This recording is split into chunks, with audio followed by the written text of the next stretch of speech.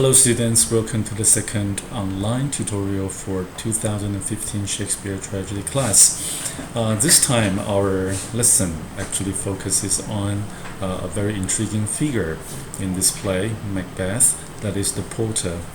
And we know that towards the ending part of the second act, second scene, after the murder of Duncan has been committed, Lady Macbeth and Macbeth, they actually have a conversation regarding who's going back to the chamber where Duncan's murdered in order to place the daggers brought up by Macbeth after the deed back into that place to be placed into the guards' hands, so that they can pretend that it was actually the guards murdering the king, right? And after that, there's a knocking on the castle gate, and Macbeth and Lady Macbeth obviously were quite worried regarding the situation, so they just go off the stage to pretend that they were still sleeping. Okay, so the two actors who play the two characters, they just go off the stage, and then the porter just shows up.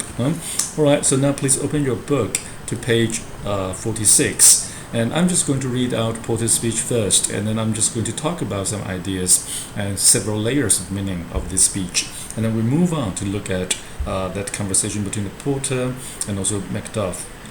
And you can see some sort of mutually contradictory concepts have been located together in order to create a very thought-provoking suspension in this play. We still remember that at the very beginning we have this famous line, fair is foul and foul is fair, and then you will see that some other mutually contradictory ideas are placed together. Okay, so here the porter says, "Here's a knocking, indeed. If a man were porter of Hell Gate, he should have owed turning the key." So if you're just like me, serving as a porter, your life will be wasted upon opening the Hell Gate. And of course, he's not really guarding the hell, but in some way, he's indicating that this castle at the moment is very much like a hell. Some terrible thing has already happened. Alright, so as the audience, we hear the knock. And then he says, "Knock, knock, knock, who's there? In the name of Beelzebub. Here's a farmer that hanged himself on expectation of plenty. Come in time, have napkins enough about you. Here you'll sweat for it."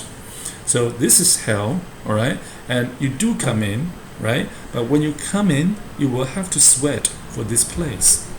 We know there's a fire in hell, and this fire is actually quite intense. So once you are a visitor, or you actually have to dwell in hell, if this is where you belong to, then you will have to suffer from this heat. So you should have napkins, towels around you. Okay, and the first person he assumes to be knocking on the gate is a farmer. And this farmer has actually hanged himself, he killed himself on the expectation of plenty. Expectation, of course, it means this person's dream. So he has this dream that he should have harvest, but as a matter of fact, he doesn't get it, right? So maybe he has already used the money that he still didn't have at that time. So somehow that harvest didn't come, and he's out of money, right? So finally he would have to kill himself. Okay, so this is the first situation Porter is trying to report out of his mind to the audience. Then, knock knock again. Who's there in the other devil's name? Faith, here's an equivocator that could swear in both the scales against either scale, who committed treason enough for God's sake, yet could not equivocate to heaven. Oh, come in, equivocator.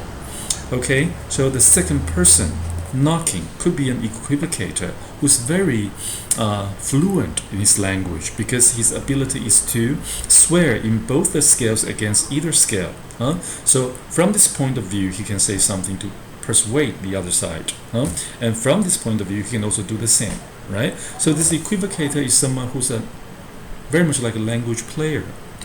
And This person committed treason enough for God's sake, yet could not equivocate to heaven. Well, this is where he cannot equivocate. He cannot use his wonderful ability of language, because hell, heaven, these two places only have truth, right? So there's no point of view. You cannot use your skill of language. Okay, all right. So now you deserve to be in this place. So from the porter's speech, we see that the second figure is actually someone who's been playing with words, and you will see some qualities shared by these people of different professions later when I start to interpret the layers of the meaning in this speech. All right, then there's another knock. Who's there? Faith, here's an English tailor come hither for stealing out of a French horse. Come in, tailor, here you may roast your goose. Well, if you have goose to roast, that means you're pretty rich. And this English tailor actually make a lot of money by stealing out of a French horse. It obviously means that he would steal clothes from his customers, right? For example, maybe this customer has spent a lot of money asking him to make this suit or this dress for him or for her, but then this tailor will just steal the clothes bought by his customers. So in this way, he can actually save up a lot of money, and he can become a rich man, and he can buy goods, he can buy wonderful food, right? But here, well, you do get the chance to roast your goose because we have a lot of fire here in hell. Now you can come in, and you're also someone who has committed some secret crime, right? Look at them. Farmer, his secret, selfish greed. Okay, look at the equivocator. For his own benefit or profit, let's say for his own profit, he would have to work two sides. He would say something that's probably quite tactic or skillful to this side, and then do the same to the other side when the two sides are actually in rival positions. So an equivocator is someone who works as the middle person, all right, in order to get profit for himself. So this person, for his selfish ambition to manipulate people in order to get money, okay, that's actually one sin to be punished. That's why he deserves to come to hell. And the third profession, that is a tailor, right? And this tailor, of course, we get a lot of good tailors, but this one is a greedy one as well. This greedy tailor actually wants to make extra money, not just out of his own techniques, also out of some really terrible deed, like stealing, okay, in order to put more money into his pocket. All right, so the porter actually singled out these three professions, and all of them actually share this feature, that is, they are in a way greedy. They are not really satisfied with what they have, and they just go on, stealing money out of other people's pocket, right? Okay, so finally, the knock is still there, and the porter says, "Knock, knock, never at quiet. What are you? But this place is too cold for hell. Our devil porter no further. I had thought to have let in some of all professions that go the primrose way to the everlasting bonfire. Originally, I was planning to single out a lot of all professions. Of course, that's impossible, but as many as possible. But because it's so cold, so I'm not going to devil porter anymore. Okay, I'm not going to answer the gate anymore. All right, so he opens the gate. Well, enter Macbeth and Lennox.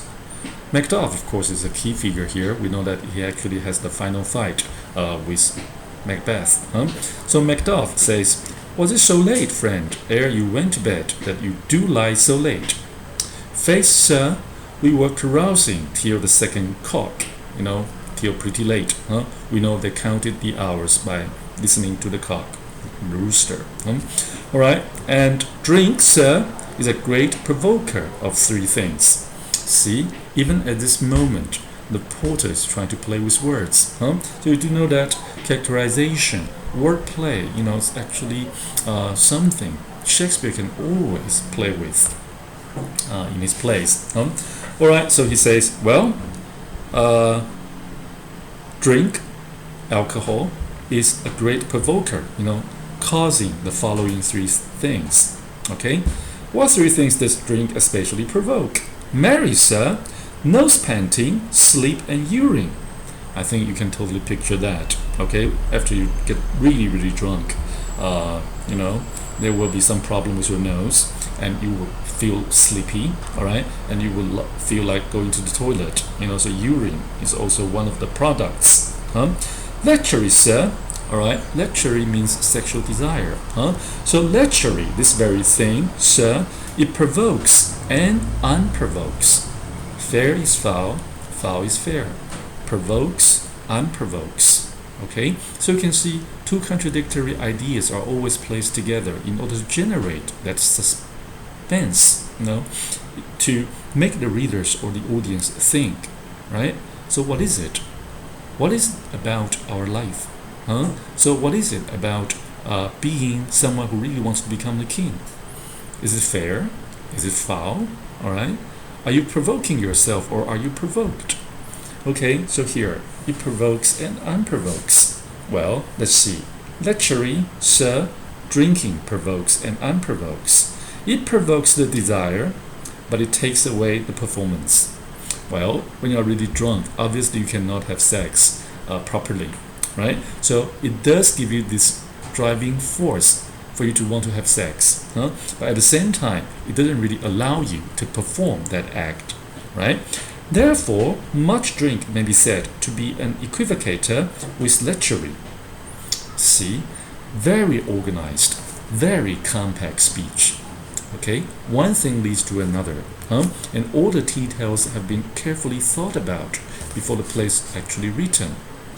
So you see that being a playwright, you really have to be very, very careful and skillful. You have to think about how to devise the structure, okay, how to make the audience gradually guided into your device. So here, you see the language is very wonderfully used. So we can say that drinking alcohol could be said to be an equivocator with lechery. All right, it makes him and it mars him. It creates lechery, but also it stops lechery. So it sets him on and it takes him off. It persuades him and disheartens him, makes him turn over, stand to and not stand to. In conclusion, equivocates him in a sleep, and giving him the lie, leaves him. Giving him the lie, once again, is a pun. Lie, to lie down, all right, or to tell lies. So this act of drinking alcohol actually is a very self-contradictory act regarding its relationship with sexual desire. So in conclusion, equivocates, drinking alcohol equivocates him in a sleep, put him in some sort of self-contradictory position in a sleep, and giving him the lie, leaves him. So finally, he will make him lie down, or he will, drinking alcohol will make him dream. Dreaming is very much lying, all right? And whatever the drunkard dreams of could be a lie, okay? So giving him the lie and then leaves him. So false hope. Well, students, at this moment, don't you think this is really wonderful language? Lechery here, well, could be regarded from the metaphoric point of view as ambition, one's greed. And look at those three professions being carefully placed in the Porter's speech. You have this feeling that, yes, these men are here suffering because they were greedy, because they didn't really know their positions, because they wanted more. And Macbeth, very much like people of these three professions, sent to hell. Now he has created his own hell. This castle is a hell. And Duncan is not going to walk out of this castle anymore. And Macbeth, he's just going to be trapped in this castle in the future. And even though he can actually sit on Duncan's throne, how long can he sit on it? And Lady Macbeth, by helping her husband achieve that, how is she going to live her life? Okay, so this also serves as a foreshadow for what's to come. We know Shakespeare has made us understand that obviously Macbeth has been fooled by his own greed, by his own ambition. The three witches, their prophecies right there, okay? But you can decide, like Banquo, not to listen to these, deceiving words. But somehow, Lady Macbeth has been deceived. And then Macbeth himself also has been deceived.